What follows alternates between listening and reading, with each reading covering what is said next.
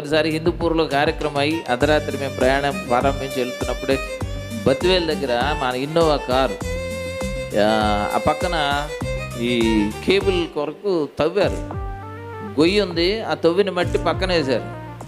యువతల పక్క వెళ్తున్న కారు ఇటు పక్క ఉన్న ఆ గోతులోకి వచ్చింది. ఎలా వచ్చిందో డ్రైవర్ నిద్రపోయాడో ఏమో తెలియదు. మరి మేమంతా నిద్రలో ఉన్నాం, 5గురు ఉన్నాం, లోపల నిద్రలో ఉన్నాం. ఆ గోతులో పడింది, మళ్ళీ లేచింది. లేవగానే దాని గట్టు కనపడింది, గట్టెక్కింది. గట్టెక్కగానే దాని పక్కన చెట్టు ఉంది, చెట్టెక్కింది. చెట్టెక్కి గాలిలోకి లేచి ఇలా వెళ్ళకినబడింది. మీరు చూశారు చాలా మంది. అది కనుక అది ఉదయం 4 గంటల 4:30 ప్రాంతం. ఆ చీకట్లో ఒక్కసారి మెలుగు వచ్చింది. కింద పడగా గాలిలోకి లేచి వెళ్ళకిలబడితే ఏమవ్వాలని ముందు మెళ్ళ విరిగిపోవాలా. కానీ మెలుగు రాగానే నేను తల్లకిందులుగా ఉన్నా. నాకు అర్థమైంది. ఏమర్థమైంది? మళ్ళీ యాక్సిడెంట్ అయిందని అర్థమైంది. టెన్షన్ రాలేదండి నాకు, నిజం చెప్తున్నా.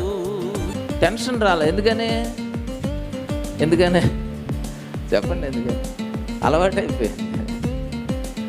ఆ తర్వాత ఎంత అద్భుతం అంటే, దేవుడు సమస్యను పంపించే ముందే అక్కడ పరిష్కారం పెట్టి సమస్య పంపిస్తాడు. నేను బలంగా నమ్ముతాను, అనుభవంతో నమ్ముతాను. కానీ కళ్ళు తెరిచి చూడగానే తల్లకిందులుగా ఉన్నాం, యాక్సిడెంట్ అయిందని అర్థమైంది. పక్కకు చూస్తే నా పక్కన ఉన్న విండో గ్లాస్ అంతా పగిలిపోయింది. ఆ గ్లాస్ ముక్కలు ఏమైనాయో మరి కనపడలేదు. అదేం చిత్రం, మొత్తం గ్లాస్ అంతా పగిలిపోయింది.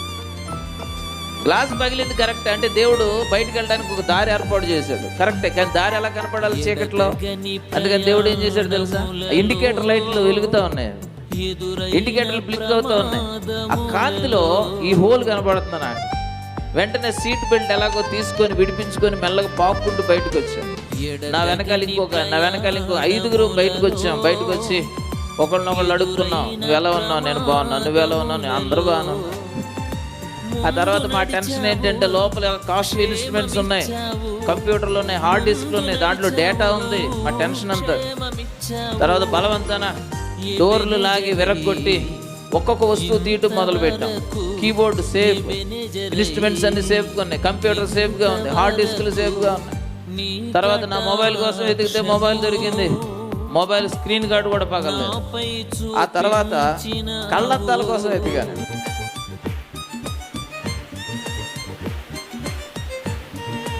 నమ్మబుద్ధి కాదు మనకి, మాకే నమ్మశక్యం కాదు. ఇప్పటికీ ఇది ఆలోచిస్తే మేమేనా యాక్సిడెంట్లో ఉందనుకుంటాం. కళ్ళద్దాలు కూడా పగలలేదండి. అది పెద్ద కాస్ట్లీ కాదండి, 250 రూపాయలు కళ్ళద్దాలు, అయినా పగలలేదు. అది ఒకసారి కనుక అంత అద్భుతమైన ఆ ప్రొటెక్షన్, ఒక భద్రత దేవుడు ఇచ్చాడు. కాబట్టి దాన్ని పాటగా రాయగలిగి ఇప్పుడు అనుభవించి రాసాం కనుక అనుభవించి పాడగలుగుతాం. కనుక అనుభవాల నుంచి వచ్చిన పాటలు అనుభూతిని కలిగిస్తాయి వింటున్న వారికి. హల్లెలూయా. కనుక ఎంతో మందిని ధైర్యపరుస్తాయి ఆ పాటలు. కనుక చాలా సిచ్యుయేషన్స్ దేవుడు నడిపిస్తాడు. నా దేవుడు అలా వచ్చిన పాట.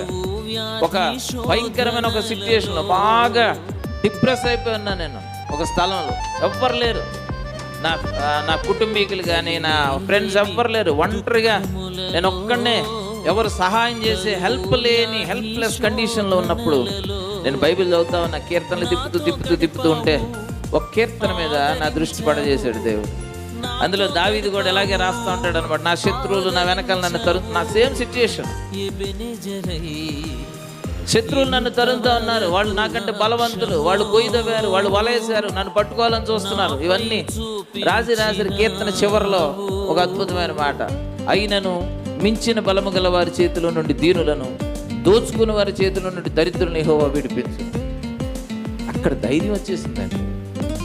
సేమ్ సిచ్యుయేషన్ దేవుడు ఆ సిచ్యుయేషన్లో తీసుకొని వెళ్ళి దాని మీద దృష్టి చేసి దాని నుంచి ఒక పాట రాయించాడు. కనుక చాలా పాటలు అనుభవాల నుంచి వచ్చిన పాటలు. కనుక పాటలు రాయడం అంత తేలిక కాదు. అంటే కొంతమందికి తేలిక అవ్వచ్చు, కానీ ఈ పాటలు అయితే చాలా అనుభవాల నుంచి, పెయిన్లో నుంచి వచ్చిన పాటలు. అందుకే ఈ రోజున ప్రపంచం అంతా ఈ పాటల ద్వారా దీవించబడుతున్నారు. ఆ పాట విందామా?